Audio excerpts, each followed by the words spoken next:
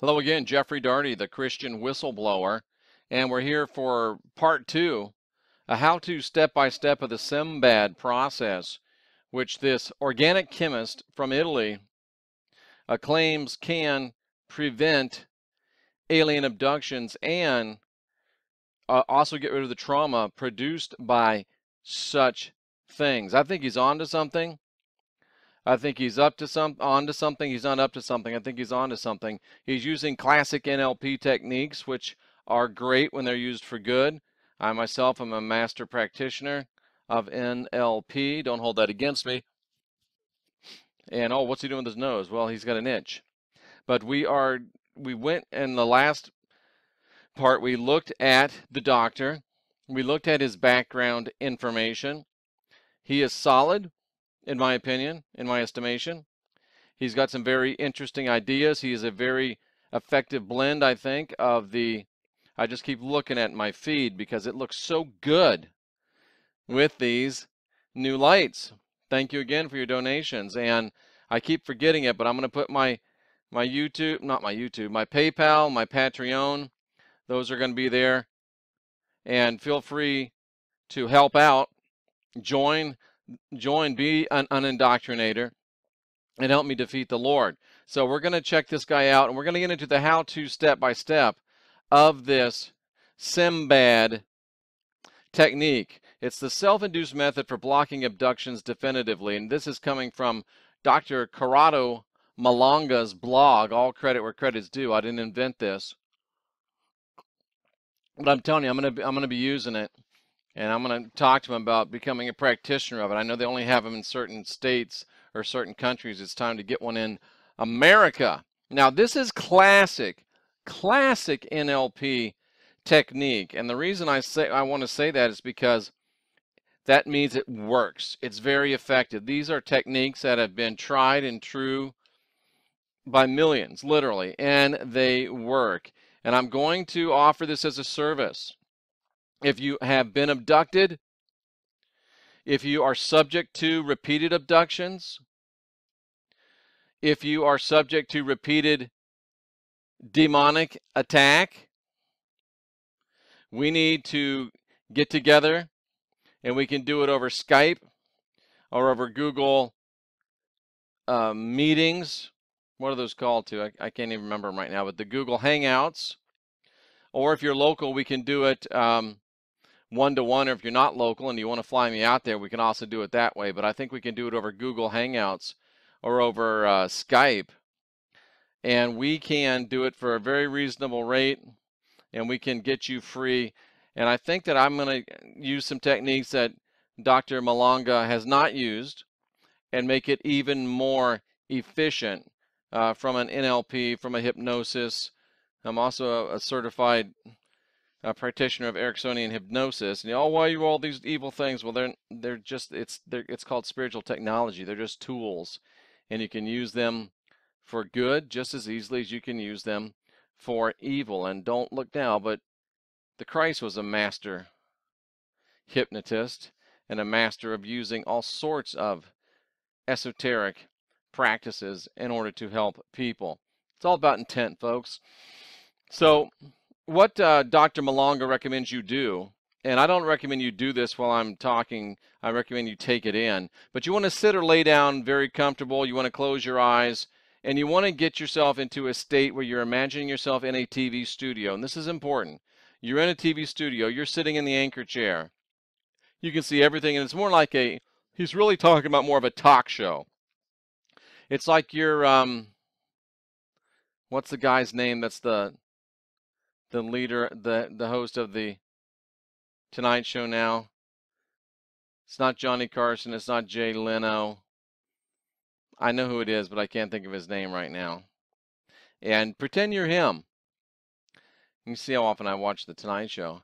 Pretend you're him, and pretend you're sitting there at the desk, and you've got the chairs right here. There's like 3 chairs there for the guests, and you're going to have those people come in just a minute and fill those chairs. But you sit there and you imagine this, and I mean, make it as vivid as you possibly can. This is also a technique that was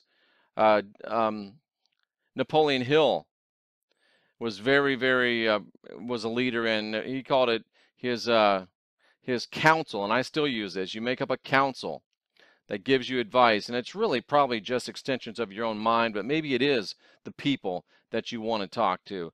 I don't know, but all I know that it is efficient and effective. So you imagine yourself being the and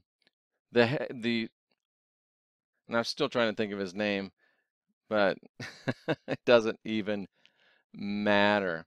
But you are the host of the Tonight Show, and you're sitting there in the host show, and you also want to make sure that there's a mirror that faces the guest, and it's impossible for a guest to get in and out of the studio without them passing through that mirror, because you're going to look at them, you're going to check them out, and you're going to make sure of their identity. And as soon as you're ready to start, look straight into your camera and say, ladies and gentlemen, this evening we've got a very interesting debate, and the subject of tonight's show is the aliens and me. And in order to talk about this, we've invited some guests that we're about to bring in. And let's welcome in our first guest. Number one, my soul, my mind, and my spirit. Now, don't get all hung up in the actual, and remember, this is an Italian guy and it's been translated into English. But don't get caught up in the, oh man, is there got to be three and they have to be called, well, I don't believe it's called my soul. I don't believe it's called my, it doesn't matter what you call it. You can call them Larry, Curly, and Mo. I don't care. That was kind of funny. But you bring in, you know, your thinking part, your emotional part, and your esoteric real you part. So you're going to bring in your analytical mind, your reactive mind, and your actual spirit. And now you're going to ask those two, or those three, excuse me, as they come in, to stop and look at themselves in the mirror, in your mirror, so you can see. And you want to make sure that it is your soul, your mind, and your spirit, or whatever you're calling them, Larry, Mo, and Curly. You got to make sure it's really them. It should be jiving with what you perceive, and there should be no false identities. And if there are, then you're going to know that you're going to have to call them out. But the best thing to do is you start by calling your soul to introduce itself, herself, himself, however you want to see that. Start by allowing your soul to introduce himself or herself. I'll just talk in my point of view. My soul was going to introduce himself to my spirit and to my mind. And then my mind's going to introduce himself to my spirit and my soul.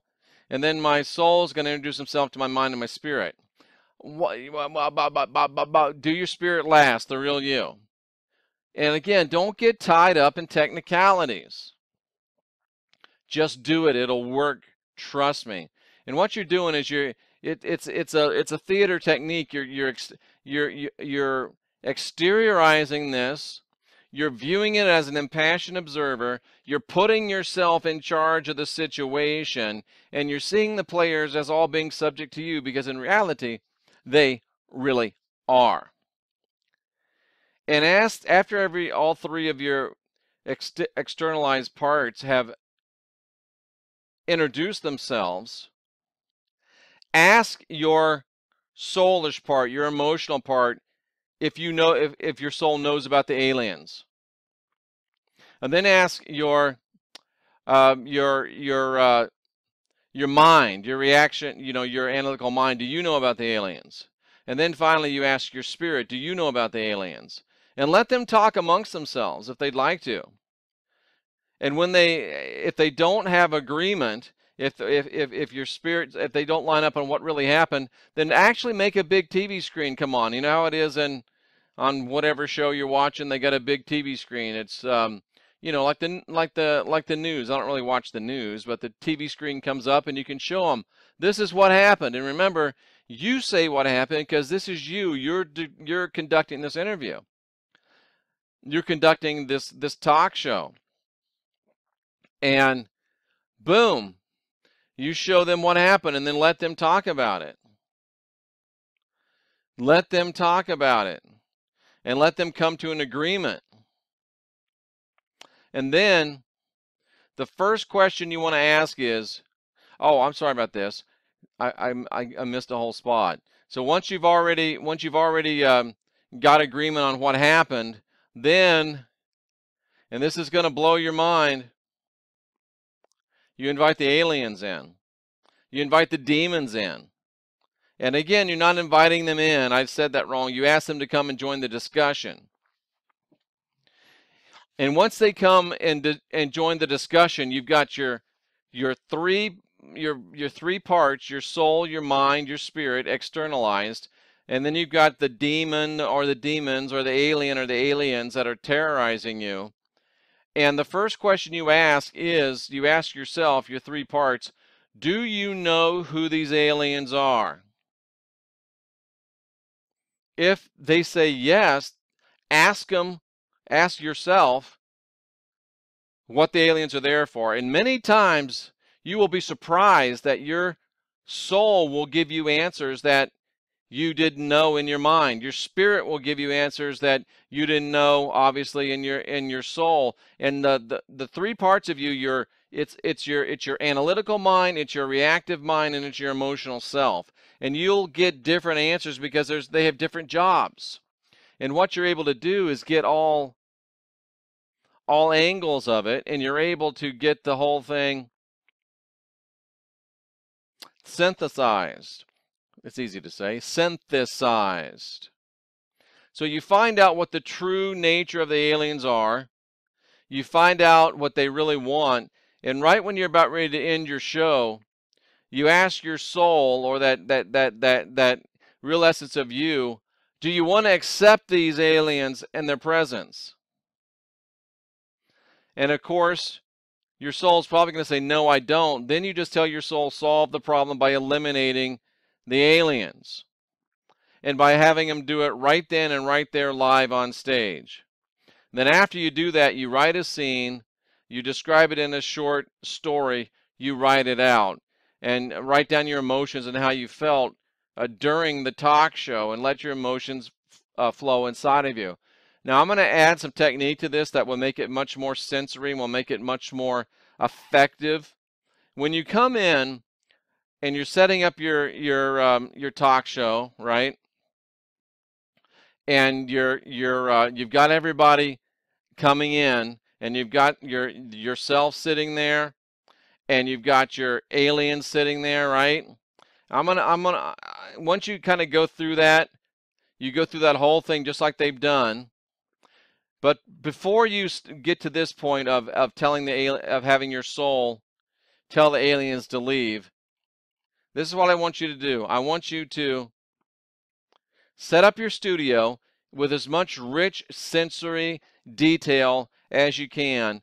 You know, play some nice music. Make the colors very rich, very vibrant. Make yourself a part of the scene. And then once you've identified, you brought in yourself, make that very sensory, make that very real, right?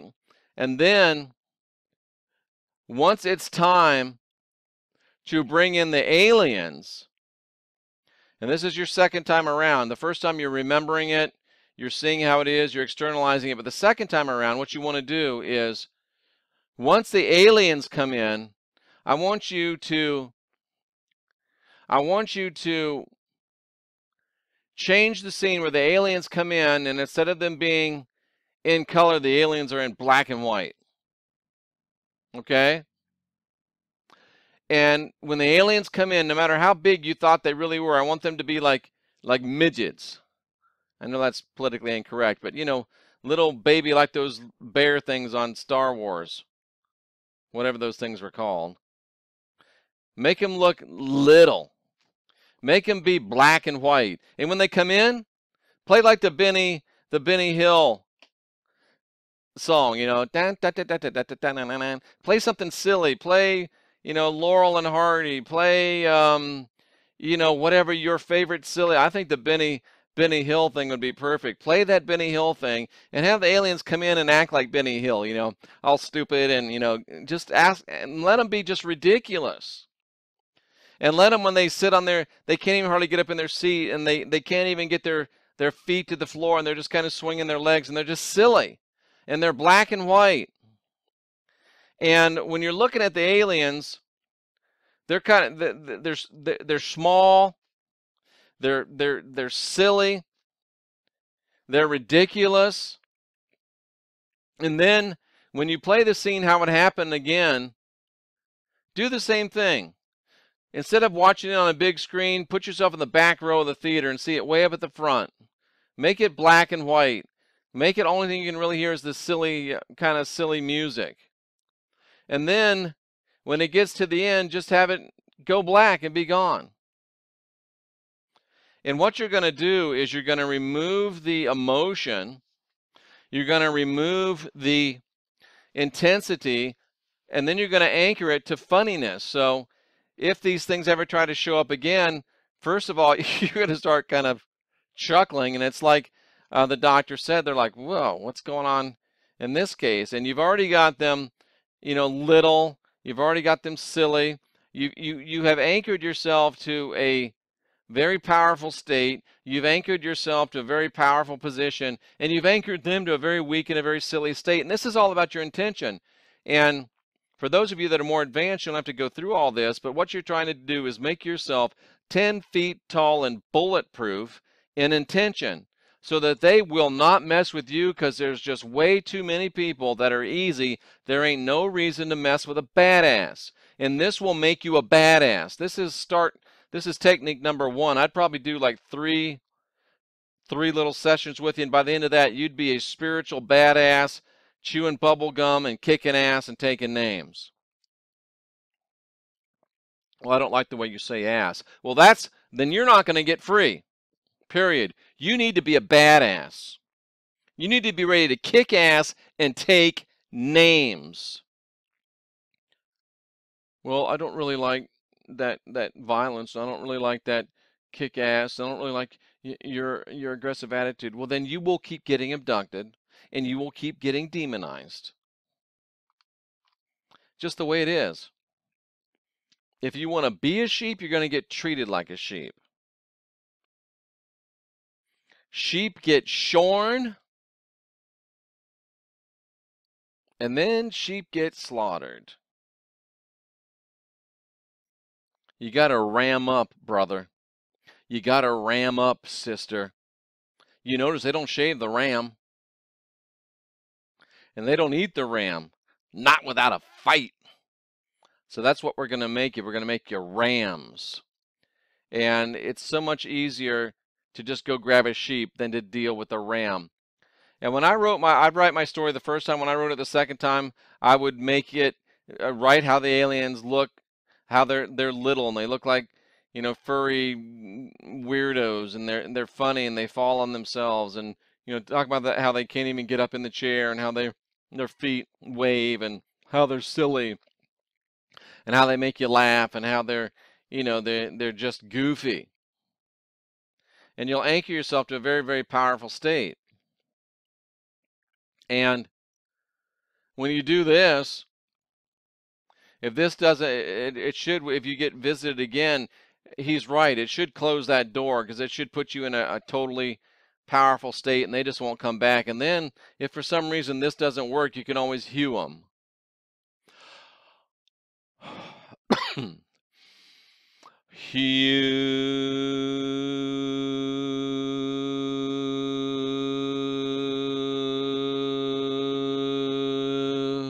And did you notice how my cursor was vibrating when I did that? That's interesting, isn't it? Because it is harmonics. Let's see if it does it again.